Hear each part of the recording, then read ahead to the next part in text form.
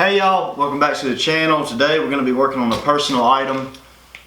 This is a motor mount, belongs to a 2010 Ford Taurus, and what happened was we were going down the interstate and we hit an animal, I believe was a raccoon, and a couple days later started noticing a knock on the car. Whenever you hit the throttle, the engine would twist and you would hear that knock. What happened is it actually sheared this motor mount bolt, the bolt that mounts the block to the mount, which mounts the mount to the frame, and it sheared the bolt off, so it wasn't holding the motor in place anymore. And the bottom of the bolt is actually stuck in the mount, so today we're going to work on getting this out. And I'm sure you've seen the old tried and true tricks of welding something to the bolt and then putting the impact gun on it and seeing how hard you can hammer this thing to get it out.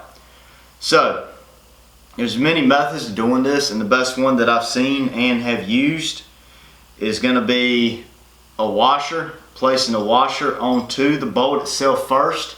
I used to just stick the bolt up there and weld the head inside the nut, sticking the nut on the bolt and welding it to the top of the bolt.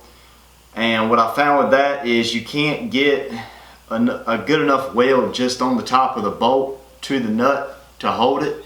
Sometimes it would, but in a where a lot of torque is needed to break this thing loose, it would always break the weld. So one thing that I come to find was if you take the washer and place the washer on the bolt, there's plenty of videos on this, so no need to go too in depth. Place the washer on the bolt, weld the bolt to the washer, sit the nut on top of it. That way you can weld the washer all the way around the bottom of the bolt, and you can weld inside the nut, the bolt inside the nut. So that way there's multiple weld locations to help hold this down, because we're probably going to put a whole lot of torque on this. At least the biggest thing I got half-inch impact wise. And also we're going to throw a little heat from the torch to it to see if we can't break the Loctite, because I can already see right here on what's left of the threads there's blue Loctite from top to bottom in this. And you got to think this thing's been heated and cooled many times with the motor and the exhaust all down low right next to this bracket. So we're going to get started on that. Today we're using the Lincoln Square Wave 210 that I've used before. I'm not a big fan of it, but it works for what I use it for. Hopefully eventually one day we're going to upgrade it. But first I try to use vice grips on this, so I kind of marred up the bolt itself. So I'm going to take the grinder, grind the edges back smooth so the washer will fit completely down. As you can see here, it's not going all the way down onto the bolt. Let's see if we can get close up on this. I'm not sure if it's in focus or not. Here's the bolt that broke off. The mount actually sits like this. Here's the top and threads coming out of the top, and this is what was sticking out of the bottom that goes into the frame of the car. And so can't really fit anything in here. It's going to be hard to get to. This is the side that I'm going to heat. This is the side that I'm going to heat with the torch, being as this is the side with the most threads on it. I don't really want to heat this end up because there's not threads on this end. This is the end I'm going to be welding on, so I'd prefer not to mess with this end. But we're going to weld first and then hit it with a torch to hopefully break it loose. There might be enough heat from the actual weld to heat this up and break it loose, but I don't think so. I'm going to have the heat cut back on this TIG torch, and with TIG the heat's precisely controlled, so I'm not going to put any more heat in it than I got to weld it. And then on the other side I'm just going to let it go with a torch, and hopefully it'll heat the bolt all the way through. But yeah, that's what we're going to get done today, so stick along and we'll get this welded up.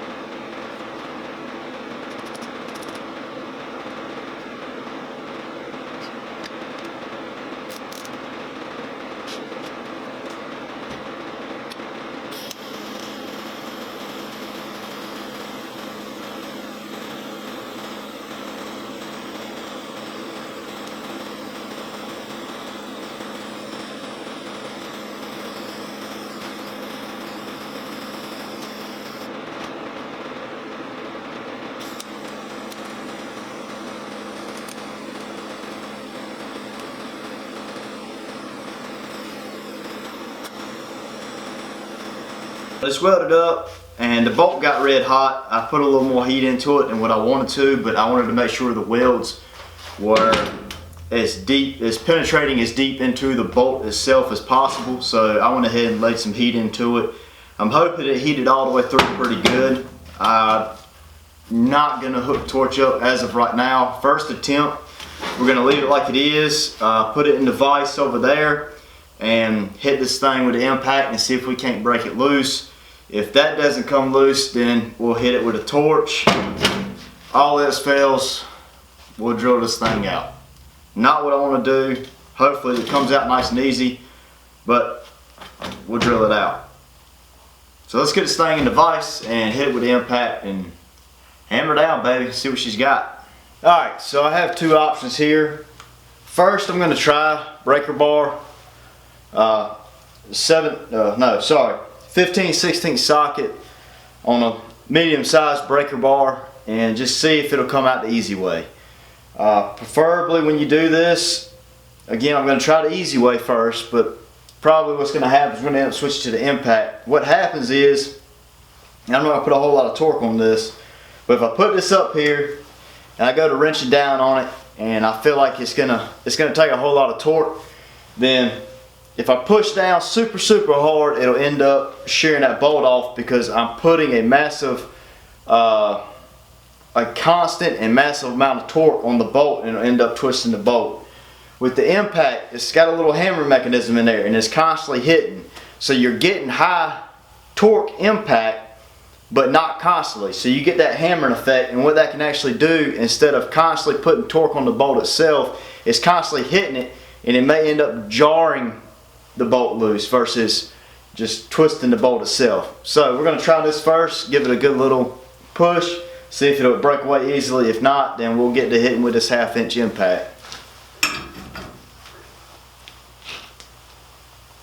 Wow, that went a whole lot better than I was expecting. I was honestly expecting to have to use the impact on it. Needed a little bit more than a pair of vice grips to get it out, but I barely pushed on this thing. Really, I probably could have used a regular size ratchet and just pushed on it. It's all about, one, about grip, and two, about leverage. Enough leverage you can twist the world around. And out she comes eventually. Probably would have been faster with a ratchet. Getting wobbly. Try not to grab it because she's super hot. Yep. And there's the bolt we've been trying to get out. Pretty sure it's not in focus. It's not an autofocus camera, so it's hard to get stuff into focus. But it's out. So bracket's good to go. Not too much. We'll send a little wire brush in there, clean it out. Not too much damage to the actual bracket itself. I went by Ford and the actual bracket was $70, but it's 2 weeks out on special order. So got the bolt out, quick and easy job. Helps me because it's my personal vehicle. But hey, it's just one of the other things you do in the fabrication world. You never know what you're going to get. You get all kinds of stuff, and whatever people bring to you, you try to get it done. It's not always nice and clean welding. I'm not a professional welder. I don't weld all day long every day. I'm a fabricator. I know how to weld and I'm decent at welding, but I'm a fabricator. Whatever you bring me, I can weld it together, but I don't weld all day every day, so I'm not going to say I'm just a welder. Anyway guys, I hope you enjoyed the video. Remember to hit that subscribe button down at the bottom. This is a quick little video. Got more videos coming out. Try to get you constant videos, but I'm all the time busy with everything else. So, like I said, I hope you enjoyed the video. Please hit the subscribe button. Leave me a comment if you want to know something that I didn't explain already pretty in depth. And I'll catch you on the next one. Hope y'all have a good one.